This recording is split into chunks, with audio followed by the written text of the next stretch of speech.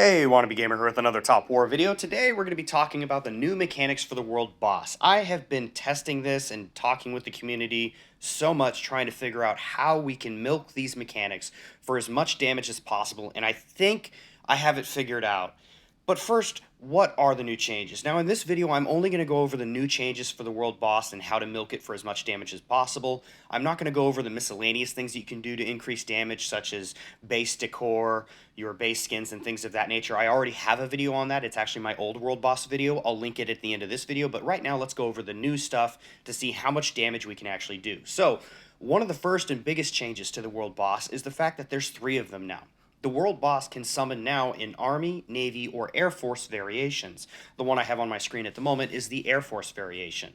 So this allows everybody to take advantage of the suppressions. And Army guys, I know you've been lacking in your suppressions. You almost never see Air Force. Now you're going to have to start working on it. And Air Force, you have a chance to shine in PvE, where before it was kind of so-so. So it's a really cool way to level the playing field for everybody. And there's also 3 other ways that you can increase damage against the World Boss. The first 2 are fairly simple, so we'll skim over them pretty quickly. But the last one is what has everybody kind of confused and arguing over different formations, and I think I've got it figured out. So the first thing is whenever you attack the World Boss with its weakness, so let's say for example this Air Force boss, if I were to attack it with Army, it would give me a 100% chance of critical hit. Now, it says 100% chance, it means almost 100% chance. I've still seen it not crit if you attack it with its weakness. All it's saying is you have a very, very good chance of getting a critical strike. The second one is whenever you do get a critical strike, regardless of whether or not it's the boss's weakness, it'll increase the damage by 300%. So it kind of plays off that first ability. Now, if you have, let's say for this Air Force boss, if I attacked it with Air Force and it just happened to crit just by, chance, it'll still get that 300% boost. It just won't crit as often as if I attacked it with Army. So everybody gets to take advantage of this, but if you are attacking the world boss with its weakness, you get to make the most of this. Now, the last one, this is the one that's a little bit funky. If you manage to attack it with 2 different types of special effects, it'll increase the damage dealt by 2,000% of your attack. Now, this is not adding 2,000% to your attack. It's increasing your existing attack by 20 times. It is an incredibly massive chunk of damage you do, and people are trying to figure out what they can do, how they can set up their formations to milk this for as much as possible. However, this can only happen 5 times per battle, and that's very important, and it changes the formation you can use. Now, I've heard a lot of people kind of trying to figure out which formations is best and arguing over it, and I think I finally figured it out. I don't believe there's one formation that fits for everybody. I've managed to come up with 3 formations, and I'll tell you why each one is good in its own right. So it really depends on where you're at in the game and what kind of things you have, because this new world boss has an awful lot of variables. But first, how do you trigger that explosion?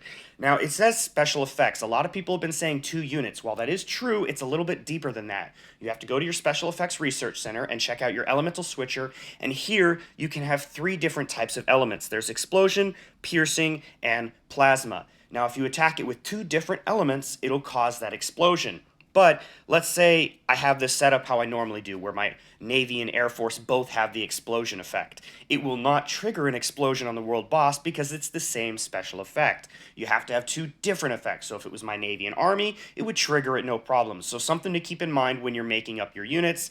These are all the current special effects I think that do the most damage. But if you were to use Navy and Air Force together as this, one of them would have to switch. So you could say switch Navy to hit rate instead, since if you were attacking an Army world boss, you wouldn't necessarily need the crit rate since you have an almost guaranteed chance. So, what formations work best? And what does one of those explosion looks like? Let's go ahead to check out one of my reports here. This one we were attacking a Navy world boss, which means of course it's weak to Air Force, and I paired it with Navy.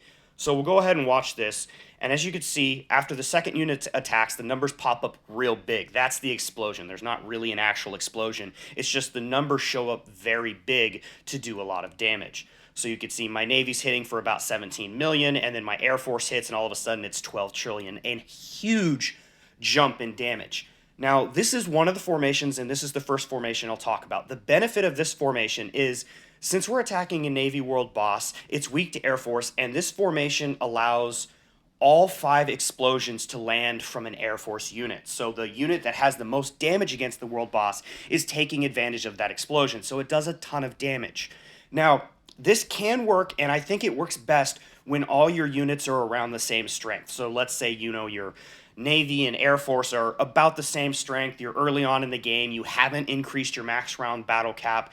This would be a great formation if your current setup permits. But I have two other formations that I'll show you. Now, like I mentioned earlier, the explosion can only happen 5 times. And something to be aware of with the world boss is the rounds last until round 36. So there's a lot of time that you're just doing regular attacks and not taking advantage of these explosions, and that's why there's two other formations that could be better for you. But this is the first one. You want to make sure that you only have 4 Air Force units, or well, 4 main units. For the sake of the video, main units are what the world boss is weak to. Off units are just the ones that are there to help trigger the explosion. So in this case, Air Force is the main unit, but there's only 4 of them, which means after those 5 explosions, there's only 4 units for the rest of the fight, which will be another 34, 35 rounds after all the explosions have gone off to do damage, which means you're losing out on damage because those 5 Navy units are taking up those spots and not taking advantage of suppression hits and extra crit damage and things like that against the world boss. Before I go on to the next formations, though, let me show you the components that work best for that particular formation. If you were to do that particular formation, you would want both types of unit to have crit buff, weapon buff, crit damage, damage increase, and hit, like I have my Navy set up. The only change is your main unit, which in that case was Air Force. You could change crit buff to another survivability, things like dexterity or armor. And the reason for that is the Air Force has an almost guaranteed chance of a critical strike, which means you could replace it with survivability to make sure you're not having to repair your units. Real nice if you're using those Valhallas and you still happen to lose some against the world boss, because since the Air Force is in the very front, they're taking the hit. So it's up to you. Crit buff, it could either be crit buff or it could be something like armor buff. Now on to the next formation. Let's go ahead and pull up my history here. This is the one I actually use the most, not that one. Here we go. And what this does is it actually has only 1 off unit. Now, the reason for this is, let's say, in this example, the world boss is Army. So my main unit is Navy. So my Navy does a lot of extra damage against the world boss. And then the Army is just there to trigger the explosion. Now, the downside of this formation is the way I have it set up, only the first explosion is triggered by my Navy, who would get the most benefit from it. The rest is triggered by the Army. But the benefit is that I have less Army units in here and more Navy units, so I could take advantage of the suppressions for more of the fight. Now, the reason this formation might work better for you is because, like I said, there's 34 or 35 rounds where your Navy could potentially catch up just via suppressions against the world boss to the damage that the explosion would have done. This is increased if your Navy is significantly stronger than your off unit, if your main unit is significantly stronger than your off unit, this formation would likely work better. This also applies to your heroes. So for example, I'm using Navy heroes, which just makes my Navy even more stronger than my Army. I also have perks on them that are only applicable to Navy, which means that makes the gap even bigger. Also, once you reach level 80, you can increase the max battle round cap by up to 15, which means you could go for 51 rounds. That's a lot of rounds to catch up for the damage that only 5 explosions would do. So at the moment, this works best for me, and that's because I don't have enough Valhalla units in the Army to set up that first formation. So the difference between, say, normal level 80 tanks and my level 82 Valhalla units is significant, which is why this formation is best, for me at least. Now, the components that you want to have for here are slightly different. Now I'll be able to show you those because that's how I have them currently set up. You see, my Army actually has almost all the same components as my Navy. However, instead of hit, I gave my Army a high rate of fire. The reason for that is that means I could put my Army in the back row so it's not taking up one of those assault formation positions, the formation that does extra damage for the units up front, because you could potentially put your Army unit in the very first slot, which means the Army would attack, and then the Navy would attack. But that means your Army unit is taking up the position in the assault formation. So if you were doing the method I just showed you, you want your off unit in the back with a high rate of fire, and then all the rest of the world boss components as I have it set up here. So on this screen right now, my Army unit is the off unit, my Navy is the main, and the Navy components are just the same as the last formation I showed you. Now, the third formation is, well, pretty straightforward. This one is, let me bring up the report. just having all one unit. This is not something that can't be done. Like I said, you can extend the battle round cap to last all the way to 51 rounds. There's only 5 explosions that you can do against the world boss. And as I already mentioned, my navy is a lot stronger than my army or my air force. And until I recently got Valhalla units, this was actually the best formation for me because regular army units paired with my navy units was doing significantly less damage, so it just made sense to just do all of one formation and ignore the explosions. So it's I've been talking to a lot of people online, and this seems to be how it plays. The first formation I showed you is basically as you're newer, all your units are very equal to each other. Maybe your suppressions are a bit low.